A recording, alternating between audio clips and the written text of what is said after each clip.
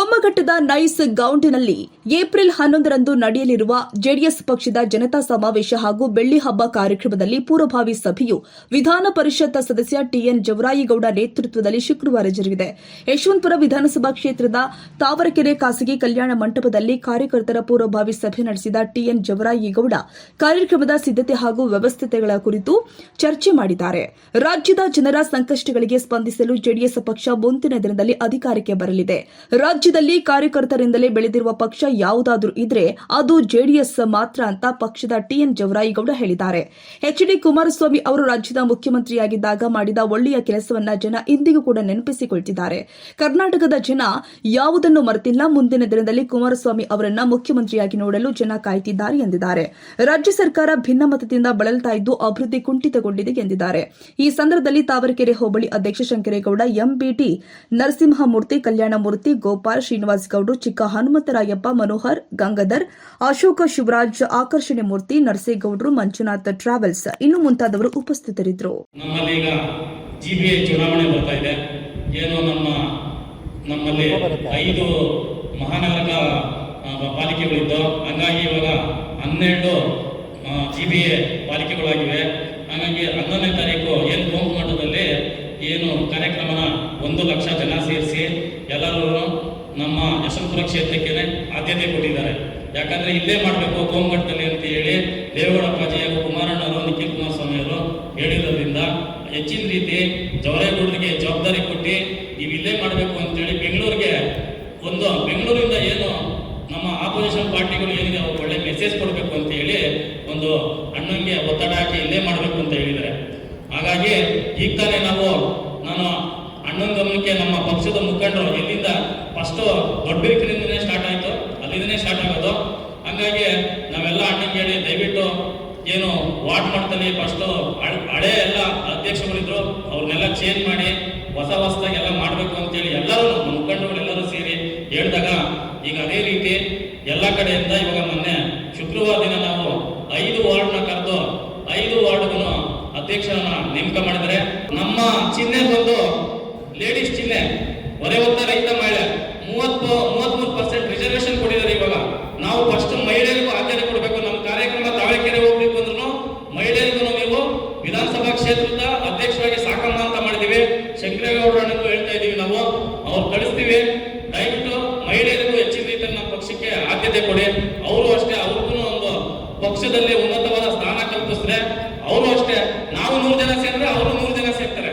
ಹಾಗಾಗಿ ಪಕ್ಷ ಸಮೃದ್ಧವಾಗಿ ಬೆಳೀತದೆ. ಅವಾಗ ನಾವು ಜವರೇಗೌಡರು 2028ಕ್ಕೆ ಆರಾಮಾಗಿ ಗೆಲ್ತಾರೆ.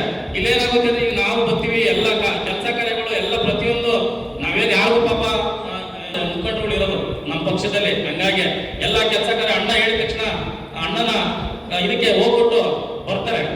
ಜಿಬಿ ಎಲೆಕ್ಷನ್ ಇರ್ಬೋದು, ಪಂಚಾಯತಿ ಎಲೆಕ್ಷನ್ ಇರ್ಬೋದು, ಪ್ರತಿಯೊಂದಕ್ಕೂ ನಾವು ತಳಮಟ್ಟದಿಂದ ಒಂದು ಸಂಘಟನೆ ಮಾಡ್ಕೊಂಡ್ಬಂದ್ರೆ ಮುಂದೊಂದು ದಿನ ನಾವು ಗೌಡ್ರನ್ನ ಗೆಲ್ಸೋದ್ರೊಳಗೆ ಯಾವುದೇ ಸಂಶಯ ಇರೋದಿಲ್ಲ. ಯಾರೋ ಒಬ್ಬರಿಗೆ ಹೇಳಿದಂಗೆ ನಮ್ಮ ಅಧ್ಯಕ್ಷರು ಹೇಳ್ತಾ ಇದ್ದಂಗೆ ಒಬ್ಬರಿಗೆ ಹೇಳಿದ್ರು ಇಬ್ಬರಿಗೆ ಹೇಳಿದ್ರು ಅನ್ನೋದು ನಮ್ಮಲ್ಲಿ ಬರಬಾರ್ದು. ಒಬ್ಬರಿಗೆ ಹೇಳಿದ್ರು ನಾವೆಲ್ಲ ಒಂದು ಪಕ್ಷದಿಂದ ಒಬ್ರು ಹೇಳ್ತಾ ಇದ್ದಾರೆ ಅಂದ್ರೆ ಎಲ್ಲಾರ್ಗೂ ಅದಕ್ಕೆ ಸಂಬಂಧಪಟ್ಟಿತ್ತು ಅಂತ ತಿಳ್ಕೊಂಡು ಒಗ್ಗಟ್ಟಾಗಿ ಕೆಲಸ ಮಾಡಬೇಕು ಅಂತ ಈ ಒಂದು ಸಂದರ್ಭದಲ್ಲಿ ಹೇಳಕ್ ಬಯಸ್ತೀನಿ. ನಮ್ಮ ಜವರೇಗೌಡರು ಇವತ್ತಿಂದ ಒಂದು ಅದೃಷ್ಟ ಬಂದಿದೆ. ಅದೇ ರೀತಿ ನಮ್ಮೆಲ್ಲ ನೆಚ್ಚಿನ ಕಾರ್ಯಕರ್ತರು ಇದು ಇಷ್ಟೇ ಅಲ್ಲ, ನಾವಿರೋಂಥದ್ದು ತಕ್ಷಣ ಇವ್ರು ಹೇಳ್ದಂಗೆ ತಕ್ಷಣ ಕರೆದಿರೋದ್ರಿಂದ ಈ ಮಟ್ಟದಲ್ಲಿ ಇದೀವಿ. ಸಮಯ ತಗೊಂಡು ಏನಾದರೂ ಕರೆದ್ರೆ ಇದಕ್ಕೆ 100ರಷ್ಟು ಜನ ಇಲ್ಲಿ ಸೇರ್ತಾರೆ.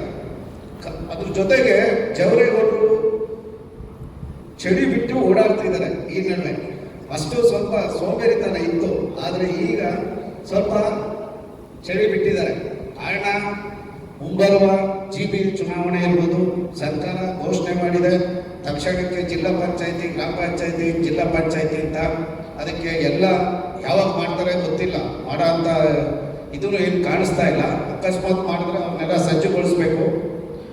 ಕಾರ್ಯಕರ್ತರು ಇರ್ತಾರೆ, ಮುಖಂಡರು ನಮ್ಮಲ್ಲಿ ಬಹಳ ಕೊರತೆ ಆಗಿರ್ತಾರೆ. ನಮ್ಮಲ್ಲಿ ಯಾವ ಗ್ರಾಮದಲ್ಲಿ ಕೊರತೆ ಆಗಿದೆ ಅವೆಲ್ಲ ಕೊರತೆ ಆಗಿರೋದನ್ನ ಪ್ರತಿಯೊಬ್ಬರು ಅಧ್ಯಕ್ಷರಿರ್ಬೋದು, ಯಾರೇ ಮುಖಂಡರೆಲ್ಲ ಆಯಾ ಗ್ರಾಮದ ಮುಖಂಡರುಗಳಿರ್ಬೋದು, ಒಂದು ಹಬ್ಬ ಇಲ್ಲ ಮುಖಂಡರು ಎಲ್ಲ ಸೇರಿ ಮೊದಲು ನಾವು ಮುಖಂಡರುಗಳಾಗಿ ಇರ್ತಲ್ಲ ಆ ಒಗ್ಗಟ್ಟು ಪರಿಹರಿಸಕ್ಕೆ ಮಾಡಬೇಕು.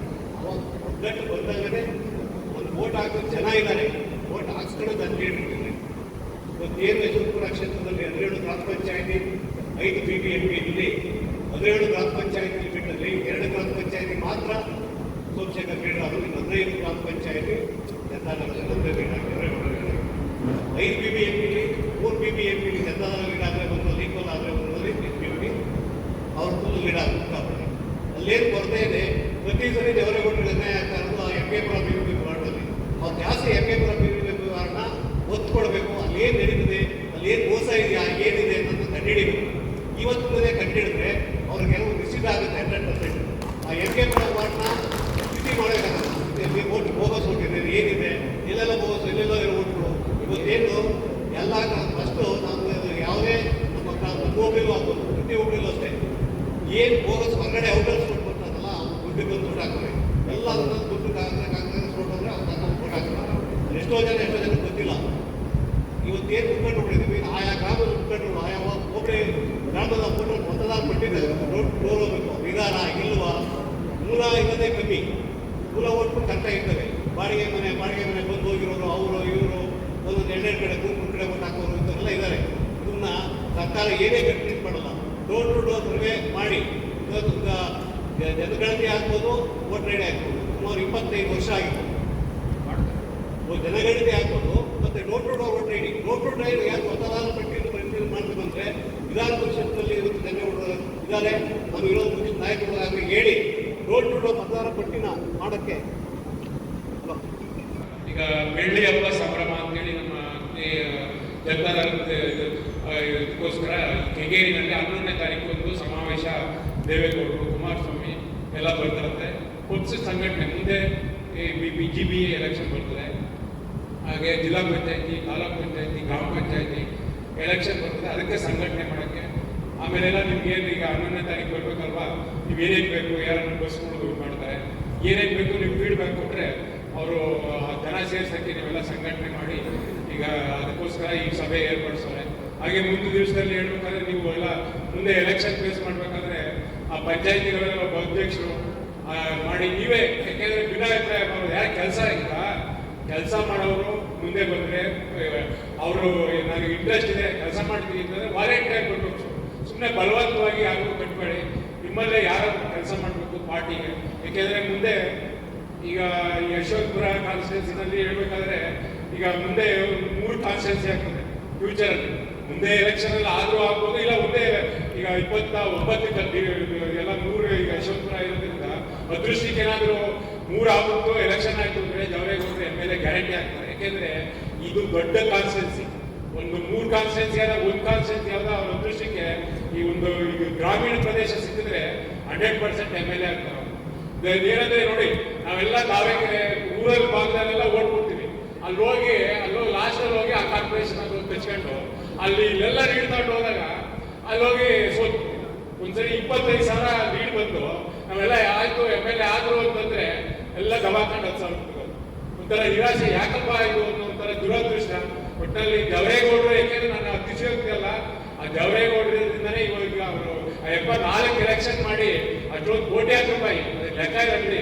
ಇವತ್ತು ಅವ್ರು ನಾನು ನೋಡಿದ್ರೆ ಅಂದ್ರೆ ಒಂದು 300-400 ಕೋಟಿ ಇವತ್ತು ಅವ್ರು ಮಾಡಿದ್ರೆ ಒಂದು 2,000 ಕೋಟಿ ಅವರ ಆಸ್ತಿ ಮಾಡ್ಕೊಂಡಿತ್ತು.